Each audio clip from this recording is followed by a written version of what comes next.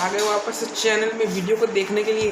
कोई बात नहीं भाई, अब आए हो तो कहीं जाना मत, क्योंकि इस वीडियो में बात करने वाला हूँ एक ऐसे टॉपिक के बारे में जो करना सबको है, करता कोई नहीं है। वैसे तुमने टाइटल देख के पहचान नहीं लिया होगा।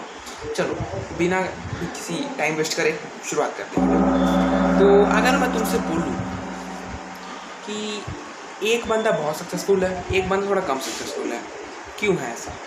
या फिर दो दोस्त हैं, एक श्याम है एक घनश्याम है, तो क्यों घनश्याम बिल्कुल बैड ऐसा है, वो साल के 12-12 लाख कमा रहा है, और क्यों जो श्याम है वो साल के 1-2 लाख कमा कर रह जा रहा है, क्यों?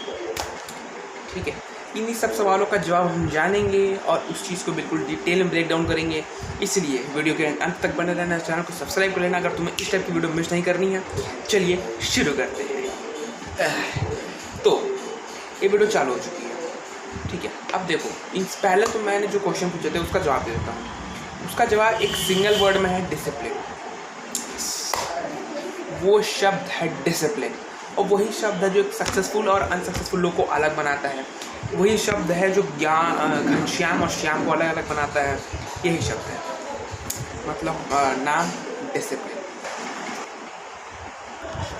तो आज की इस वीडियो में हमारा तात्पर्य क्या है? What is the aim of our this video? इस वीडियो के तात्पर्य क्या है कि हम, मतलब मैं आप सभी को ये समझाने वाला हूँ कि डिसिप्लिन होता क्या है। What is discipline? सेकेंड, ये डिसिप्लिन देखो होता क्या है। पहली चीज़, कैसे आया, तुम कैसे डेवलप कर सकते हो, और भी बहुत कुछ जानेंगे इस वीडियो के अंदर। तो तुमने और यूट्यूबर्स का देखा होगा कि वो बोलते हैं भाई डिसिप्लिन बिल्ड कैसे करना है, पर मैं ऐसा मानता हूँ पहले तुम्हें डिसिप्लिन के बारे में नॉलेज भी चाहिए, क्योंकि हमारा जो इंडिया देश है ना, वहाँ पे थोड़े नॉलेज की कमी है लोगों के पास।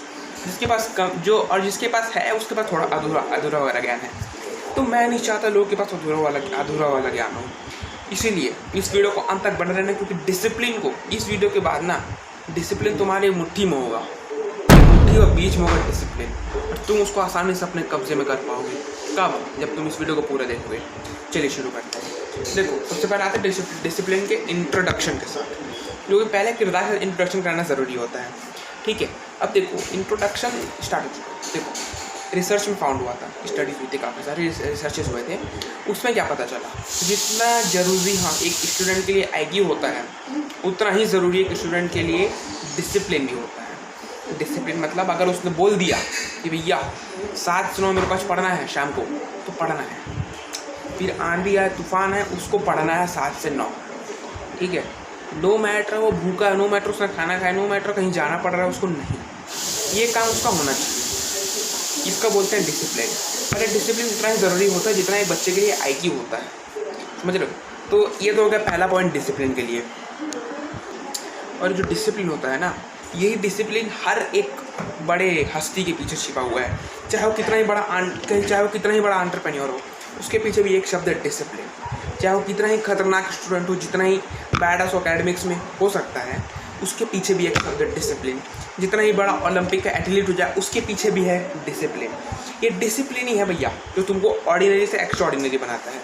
ये डिसिप्लिन भैया देखो, इसमें लगता है टाइम, ये कंपाउंडिंग की तरह काम करता है कि हल्का हल्का बढ़ता है धीरे धीरे। इट वर्क्स ऑन एक्यूमुलेशन, ये एक्यूमुलेट होता रहता है। तुम जितना टाइम डिसिप्लिन से काम करोगे, उतना टाइम वो एक्यूमुलेट होगा, वो इकट्ठा होता जाएगा, और रिजल्ट तुम्हें एक साथ मिलेगा। ऐसा नहीं कि थोड़ा थोड़ा रिजल्ट हर बार मिल रहा है, नहीं, उसका रिजल्ट एक बार मिलेगा, बहुत सारा मिलेगा, और एक्यूमुलेट होकर मिलेगा। जैसे 11th-12th हमने पढ़ी थी ना, एक्यूमुलेटेड डेप्रिसिएशन, पूरे साल का डेप्रिसिएशन एक साथ लगा होता है उसमें, तो हर महीने एक महीने लगाते हैं हम लोग, वो होता है। और कम से कम मेरी वीडियो को, इस वाली वीडियो को पूरा देखने के बाद तो भाई तुम लोग ये मान जाओगे कि भैया डिसिप्लिन जो होता है ना, वो फ्रीडम होता है। डिसिप्लिन एक्चुअली में एक बेस्ट चीज़ होता है, rather than discipline by punishment होता है। डिसिप्लिन बहुत मुश्किल होता है, तभी इसके रिजल्ट बहुत अच्छे हैं। क्या तुमने कभी किसी आसान चीज़ करके बड़े रिजल्ट पाए हैं? शायद नहीं। स्टीव जॉब्स ने भी कहा था भाई, किसी चीज़ को बिल्कुल बटर मक्खन की तरह परफेक्ट बनाने के लिए ना, तुम्हें खुद उसके पीछे लगना पड़ता है पागलों की तरह, कितने दिन, कितने महीने, कितने साल, तब जो कोई चीज़ तुम्हारे लिए मक्खन होता है कि तुम भाई चुटकी बजाते ही कर लोगे। भाई वो इतना अच्छा कोडिंग कर रहा है, इतना अच्छा प्रोग्रामिंग कर रहा है, ऐसे थोड़ी सीखा है, उसने मेहनत किया है, वो डिसिप्लिन से अपना काम कर रहा है, तब जाके उसको इतनी अच्छी सैलरीज मिल रही है, लाखों 10-20 लाख की सैलरी मिल रही है उसको, क्यों मिल रही है, उसने मेहनत किया है, उसने अपने उस पर्टिकुलर चीज़ को इतना परफेक्ट कर लिया ना कि उसके लिए वो काम इतना ईजी है जैसे नो अदर। ओके, अब चालू करते हैं हमारी वीडियो का पहला चैप्टर 1। इस चैप्टर में पहला डिसिप्लिन का पहला myth, discipline is a restriction. पहली बात, डिसिप्लिन रिस्ट्रिक्शंस नहीं है। क्यों नहीं है, चैप्टर को सुनना बताता हूँ। देखो, डिसिप्लिन ऐसा नहीं है कि जो तुम्हें पसंद है उसको तुम छोड़ दे रहे हो, नहीं। डिसिप्लिन ये चीज़ है कि जो चीज़ तुम्हें सबसे ज़्यादा पसंद है तुम उसके तरफ अपने एक एक करके कदम बढ़ा रहे हो। हर एक दिन जब तुम डिसिप्लिन से काम करोगे, उसका मतलब हर एक कदम तुम अपने फ्यूचर सेल्फ की तरफ बढ़ा रहे हो। इसका मतलब ये नहीं कि तुम बस छोड़ रहे हो, बस पावड़े की तरह लगे पड़े हो, नहीं। तुम हर एक जिस दिन तुम डिसिप्लिन से काम करने लग जाओगे, जैसे मान लो एक महीने में 30 दिन होते हैं ऑन एन एवरेज, तुम 30 के 30 दिन डिसिप्लिन से काम करते हो, तो तुम हर बार एक अपने लिए वोट कास्ट कर रहे हो फ्यूचर सेल्फ के लिए, अभी वाले नहीं, ठीक है। मान लो तुम फ्यूचर में सक्सेसफुल बिलियनियर बनोगे, और तुम बनोगे क्योंकि तुम मेरे व्यूअर्स भाई तुम मुझे देखते हो, तो तुम पक्का बनोगे, और तुम अपने फ्यूचर सेल्फ के लिए वोट कर रहे हो। हर एक दिन जिस दिन तुम डिसिप्लिन से काम करोगे ना, वो हर एक बार तुम एक वोट कास्ट करोगे अपने फ्यूचर सेल्फ के लिए कि हाँ भाई मैं बनूंगा the upcoming billionaire of a city, of a country, of a state, कुछ भी हो सकता है, तुम बनोगे नेक्स्ट बिलियनियर। ओके, अब बात करता हूँ मार्कस ऑरेलियस के बारे में। क्या? मार्कस ऑरेलियस ये था रोमन एम्पायर के टाइम में एम्परर। इसने एक बुक लिखी थी, ये रही यहाँ पे, मेडिटेशंस उसने यहाँ पे बुक लिखी थी। इसका मतलब क्या था, इस बुक के अंदर उसने डिसिप्लिन के बारे में बताया था। और मार्कस ऑरेलियस ने क्या बताया था, you have power on your mind, not outside events. मतलब तुम्हारे पास शक्ति तुम्हारे दिमाग के ऊपर, you have a control over your mind, ठीक है। बाहर की शक्ति, सोसाइटी तुम्हारे बारे में क्या सोचती है, तुम्हें फ़र्क नहीं पड़ना चाहिए।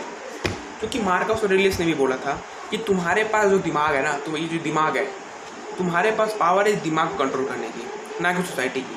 सो focus on your brain rather than on society. ये कभी मत बोलना कि what if I do this, what that society said to me. नहीं, वैसा नहीं होता है काम, समझ रहे हो। डिसिप्लिन देखो पनिशमेंट तो नहीं है, क्योंकि जब मार्कस ऑरेलियस इतने बड़े रोमन एम्पायर के एम्परर थे, उन्होंने बात बोला तो गलत तो नहीं बोला होगा। तुम चाहो तो उसको गूगल में फोटो वगैरह सर्च कर सकते हो, नहीं तो यहाँ पे कहीं फोटो आ रहा होगा, ठीक है, समझ जाओ। मार्कस ऑरेलियस ने भी कहा था कि डिसिप्लिन का ये प्योरेस्ट फॉर्म है जो अब तक एग्जिस्ट करता है, ये होता है। और इसके ऊपर एक और स्टडी भी हुआ था स्टैनफोर्ड यूनिवर्सिटी में, ठीक है। स्टैनफोर्ड यूनिवर्सिटी में मार्शमैलो एक्सपेरिमेंट हुआ था, जहाँ पे बहुत सारे चिल्ड्रंस लोग थे, बालक लोग थे। उनको एक मार्शमैलो दिया गया, एक मार्शमैलो स्टार्टिंग में दिया गया था, उन्होंने खा लिया। दूसरा मार्शमैलो के लिए उनको वेट करना पड़ा था, हालांकि वो लोग जाके मांगते थे सीधा, पर उन्होंने टाइम भी दिया था कि इस टाइम के बाद तुम्हें अपने आप हम लोग ला के मार्शमैलो दे देंगे, नहीं तो तुम खुद भी मांगने आ सकते हो, ऐसा नहीं है, ठीक है। तो जो भी बच्चे ने वेट किया उस मार्शमैलो को खाने के लिए, उनके अंदर बहुत चेंजेस आए, और जिन्होंने वेट नहीं कर पाया तुरंत जाके मांगने चले गए थे। अब देखो मैं बताता हूँ कि जिनके पास जो वेट किया उनके साथ क्या हुआ। ओके, तो जिन्होंने जो वेट किया था मार्शमैलो पाने के लिए, उनके पास काफ़ी सारे चेंजेस आए, ड्रामेटिक चेंजेस आए थे। अभी तुरंत नहीं आए थे, काफ़ी टाइम लगा था, 10 साल लगे थे उस चेंजेस को आने के लिए। तो पहला चीज़ था उनके अंदर ओबेसिटी काफ़ी कम हो गई थी। हाँ, ओबेसिटी कम हो गई थी क्योंकि भाई उन्होंने अंडर ग्रेटिफिकेशन था, तो मोटापा कम हुआ। दूसरा चीज़, उनके SAT स्कोर्स काफ़ी बढ़ गए थे। SAT स्कोर्स यहाँ फुल फॉर्म लगा दूंगा, देख लेना। SAT स्कोर्स काफ़ी बढ़ गए थे, क्योंकि ये स्कोर जितना ज़्यादा होता है उतना अच्छा होता है ना। और हार्ट डिजीज़ का रेट जो काफ़ी कम हो गया था। और क्या है, substance abuse, better social skills, और ये सब टोटली पावर थे डिसिप्लिन के, जो उन्होंने वेट किया था। मैंने ऑलरेडी वीडियो की स्टार्टिंग बताया था कि डिसिप्लिन एक पावर और कंपाउंडिंग के ऊपर काम करता है। मतलब तुम्हें एक बार में इसका रिजल्ट नहीं मिलता, तुम्हें इसका रिजल्ट एक्यूमुलेट होकर मिलता है, एक एक करके मिलता है, तुरंत कभी रिजल्ट नहीं मिलते, ठीक है। फिर आता है नेक्स्ट चैप्टर 2, और इस चैप्टर में बात करने वाले हैं डिसिप्लिन के कंपाउंड इफेक्ट के बारे में। अब जैसे कि मैंने तुमको पहले स्टार्टिंग में बताया था, जो डिसिप्लिन होता है ना, वो एक कंपाउंड इफेक्ट के ऊपर चलता है, वो एक्यूमुलेट होकर तुम्हें उसका रिजल्ट मिलता है, ठीक है। उसका रिजल्ट तुम्हें तुरंत नहीं मिलता, रेदर देन तुम्हें वेट करना पड़ता है, ठीक है। उसका कंपाउंड होता है वो रिजल्ट, और वही रिजल्ट कंपाउंड होकर तुम्हें इतना अच्छा लगता है। और डिसिप्लिन का रिजल्ट कभी भी तुम्हें तुरंत नहीं मिलेगा, मैंने ऑलरेडी इतने बार बता चुका, तो तुम्हें दिमाग में बैठ जाना चाहिए। काफ़ी लोग सोचते होंगे भैया कि डिसिप्लिन भाई बहुत बोरिंग चीज़ है। हाँ, डिसिप्लिन बोरिंग है, और अगर तुम्हें सक्सेसफुल होना है ना, तो तुम्हें बोर्डम में जीना पड़ेगा। You have to live in boredom, क्योंकि बिना बोर्डम का सक्सेस नहीं मिलता। जितने बड़े बड़े एंटरप्रेन्योर्स सबने बोर्डम झेला है, तो सबने बोर्डम झेला, इसका मतलब सबने डिसिप्लिन भी फॉलो किया और आज लोग कहाँ बैठे हैं देख लो। वो कहावत पुरानी हो गई है कि लोग बोलते थे अमीर का बेटा ये अमीर बनेगा। अब कोई भी अमीर बन सकता है, सिर्फ उसको करना आना चाहिए, समझ रहे हो। चलो अभी नहीं समझना, समझाता हूँ, इसका एग्जाम्पल भी देता हूँ मैं। सपोज मान लो तुमने एक बुक उठा ली, ठीक है, बुक का नाम मैं बता नहीं सकता, बहुत सारी बुक्स है, तुम अपने हिसाब से देख लेना। तुमने एक बुक उठाई और उस बुक के तुमने सिर्फ 10 पेजेस पढ़े, ज़्यादा नहीं पढ़ना, 15, 20, 25 नहीं पढ़ना, सिर्फ 10 पेज, ओनली 10 पेजेस हुई, ठीक है। 1 साल ख़त्म हुआ तो तुमने कितने पेजेस पढ़ लिए होंगे बुक के अब तक?